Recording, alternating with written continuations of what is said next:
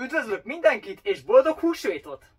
Ma egy rendhagyó és témába vágó videóval készültem ma nektek. A mai játék, amit bemutatok nektek, a Sonic a Sündisznó és Rambo Szerelem gyermeke. Nem tudjátok, miről beszélek? Akkor még nem játszottatok a Jazz Jackrabbittel.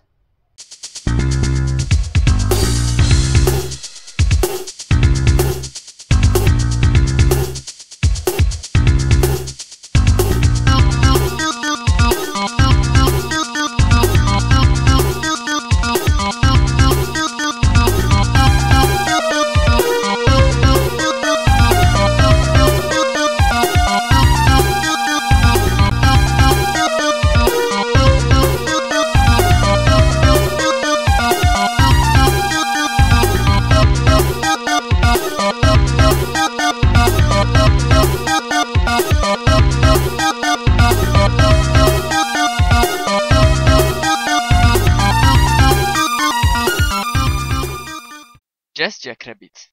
Ezt a játékot ugyanaz az Epic Games adta ki, amelyik miatt sorozatosan alakulnak ki a toxikus viselkedésű gyerekek. A kivételt teszi próbára a szabályt. Csak akkoriban Epic meg a Gamesként voltak elterjedve. A játékon meg ugyanaz az Arjen Brussier és Cliff Balanski dolgozott, akiknek a nevei olyan játékokhoz köthetőek, mint az Unreal, a Gears of War vagy éppen a Killzone. A Jazz Jackrabbit 1994-ben jelent meg eredetileg shareware diszkeken, ami egy epizódot tartalmazott a játékból. Mert akkoriban így működtek a számítógépes játékok is, hogy mindent epizódokra osztottak. Ha nem tudnátok, mi ez a shareware, úgy kell elképzelni, mint egyfajta ingyenes demódiszket. És ezeket a játékokat bárhonnan ingyen megkaphattátok, például újságokból, műzliből, vagy éppen más játékok mellé is csomagolhatták őket. És ha a játék megtetszett, egyszerűen feladhattál egy levelet a postán, vagy betelefonálhattál a játékban lévő telefonszámra, hogy megrendelnéd a teljes játékot. És ezeket jogsértés nélkül szabadon lemásolhattad, és továbbadhattad a barátaidnak. Ebből is ered az a név, hogy shareware. A fejlesztőknek ezzel a játékkal az volt az eredeti célja, hogy megmutathassa, hogy igenis lehet jó platformer játékot számítógépre csinálni. És a játék jóval túl teljesített önmagán. Viszont amíg ez a játék nem volt, és ha egy jó platformerrel akartál játszani PC-n, vagy Duke Nukem 2, vagy Commander King tulajdonolásban szenvedtél. A játék vételáras változata tartalmaz egy játékfüzetet is. És ez nem csak az irányítást, a különböző elemfeleket vagy pályákat írja le, de a történetet egy nagyon jó pofa képregénnyel magyarázza el. A képregény szerint Jazz egy zsoldos katona, akit szerencsétlen módon kövekben fizetnek ki. Majd egyszer csak hírt kap arról, hogy a gonosz Devon Shell elrabolta a nyulak hercegnőjét, Eva Erlongot. Jazz egyből az alkalmon kap, és elindul megkeresni a hercegnőt. A képregénybe nem féltek kontextust és popkulturális utalásokat tölteni. Egyik képkockába Devon elmondja, hogy azért utálja a nyulakat, mert elolvasta a nyúl és a teknős meséjét. Itt Eva csak annyit megjegyez halkan, hogy még jó, hogy tündérmeséket hallgat, és nem pedig a White albumot. Ez egy közvetlen utalás arra, hogy Charles Manson a Beatles White albumjának a hatására elkezdett embereket gyilkolni. Egy másik oldalon Jazz Andrew Dice Clay-t imitálja, aki egy igencsak offenzív humorú stand-up komikus volt akkoriban. És még mindig egy gyerekeknek szánt játékról van szó. A következő képkockában meg arról beszélgetnek, hogy Devon ninja teknős akart lenni, de nem tudott a copyright törvények miatt. Szerintem itt joggal gondolhatjuk, hogy ez egy ninja teknőcök utalás akar lenni. Sőt, a képregény vége fele kapunk egy Sonic a Sündisznó referenciát is, ahol Sonic éppen hívja az ügyvédjét. Konkrétan a fejlesztők a játékot se félik kiparodizálni a hasonlóságok miatt. Nem véletlenül szokták emlegetni a szegény ember Sonic játékának. De itt egy szupergyors kék sündisznó helyett egy szupergyors zöld nyúl van, akinek még egy fegyvere is van. De a hasonlóság bónuszpályákra is kiterjed, meg a bolygókra is, de ott főleg az első bolygó, ami hasonlít enyhén a Green Hill Zone-ra, a második bolygó, meg a Chemical Plant Zone-ra. Nem is említettem, hogy Jazz fegyverét meg úgy hívják, hogy LFG 2000, ami egyértelmű utalás a BFG 3000-re a Doomból.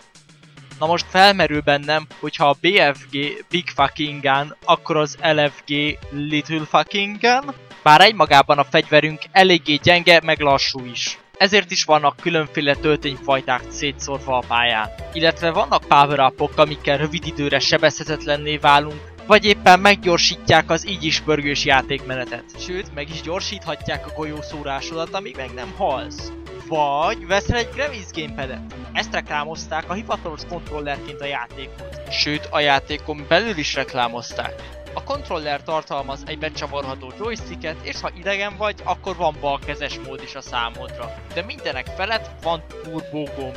Ha ez a kontroller nem lenne, akkor nem lenne direkt lassú a fegyver sebessége. Ja, és nem is mondtam, hogy a visszajövőbe fanatikusoknak van légdeszka is. A játék több epizódból áll, ami általában 6 pályát, egy Guardian pályát és egy 3D bónuszpályát tartalmaz. A nehézségi fokozatokat meg a Wolfenstein 3D-hez hasonlóan vicces képekkel illusztrálták, hogy magát a játékost inzultálhassák azzal, ha a legkönnyebb fokozatot válassza, akkor ő egy pólyás gyerek. A pályák amúgy lineárisak, de mégsem, mert ahogy haladsz előre az epizódokkal, egyre összetettebbek és pörgősebbek is lesznek. Emellé a sebesség mellé a készítők meg beépítettek egy slow motion modot is. Arra az esetre, ha valaki hány ingert kapna a gyorsaságtól. Szerencsére vagy nem szerencsére, a PAL verziós Sonic játékoknál ilyen nem volt, mert emiatt az 50 Hz-es szar miatt akkor is lassú volt, amikor gyorsabbnak kellett volna lennie. Na de visszatérve a pályákra, szerencsére egyik se jelentett nagyobb kihívást, mint amennyire kellett volna. Tűnjél már innen, mondom, egyik sem!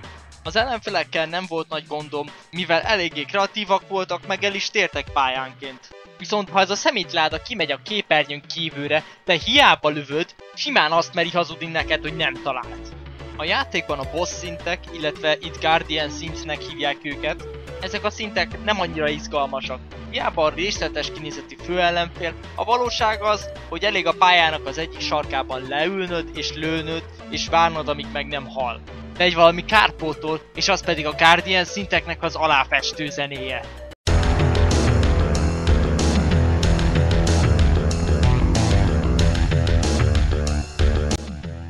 De igazából a játéknak az összes zenéje nagyon jó. Viszont a kedvencem a Tube Electrified OST-je.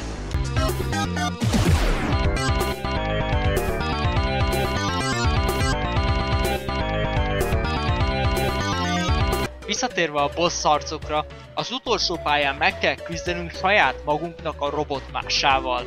Természetesen ez se jelent nagyobb kihívást, itt is ugyanazt csinálhatjuk, mint a többinél. Beülünk az egyik sarokba és lövünk. Amint végeztünk, Jazz megmenti a hercegnőt, és megkapja a happy endinget is.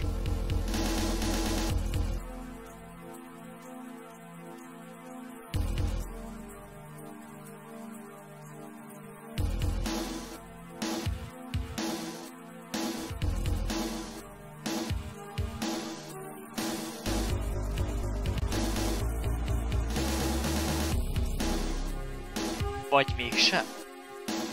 Ez már csak jövőre marad. Köszönöm, hogy ezt végignézted. Ha szeretnél még ilyet látni, akkor nyomd meg nyugodtan azt a feliratkozás gombot és a csengőskét is, hogy értesítést kapjál róla. Ja, és köszönöm a pozitív kommenteket, sokat jelentenek. Na de, boldog húsvétot és védjétek a teknősöket!